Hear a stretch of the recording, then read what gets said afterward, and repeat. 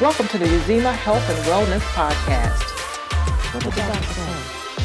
We're saying that at 16, your mother was diagnosed with breast cancer. Yes. And she found this mass, and that you all went through this odyssey of her being diagnosed with cancer late. Correct. They lost the test results, and then the activity to find them, or the search to find them, got dropped. The doctor didn't do her due diligence to make sure it happened. I mean, if nothing else, have her do it again. It's like, okay, you lost the first ones, you didn't get a response back from them. It's been 30 days. How about we talk to them and have her go for another one? So your mother knew a mass was there. Yes, she knew a mass was there. She needed to find out whether it was malignant or benign. And then she goes in for treatment, goes in for a test, a diagnostic test. It is lost. Mm-hmm. And she's lost. Did she get lost to follow up? And it's only because she persisted in saying, I need care, that she even got care? Because some women just don't go back. Right.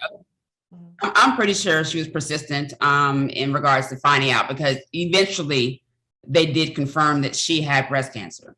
Mm-hmm. And that happened. They decided to do a total mastectomy. Mm-hmm. And so that whole mastectomy issue, or process, was an issue in regards to, it's amazing how much that affects the rest of your body. She had trouble picking up things. She couldn't hold on to cups, or I forgot what side of the body it was on her.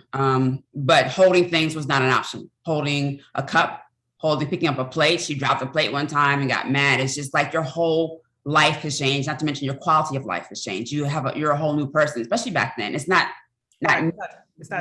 It's not the same. And what you're describing is the risk of that surgery, which has been minimized as we gotten better, and not only a specialty in called breast cancer. People do fellowships now in breast surgery. Okay.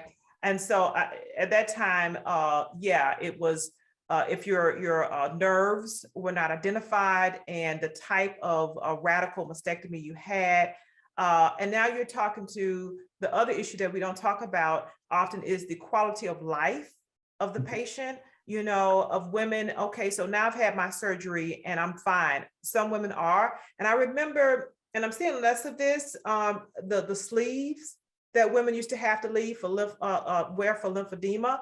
I don't know, it's because I'm just not around it, or if the surgeons are better in terms of preserving lymph nodes and being very specific about which lymph nodes they're taking out. I was on a case like that last night, lymph node dissection. We also have techniques now to make sure that we're not taking too much of the nerve, and being very nerve sparing.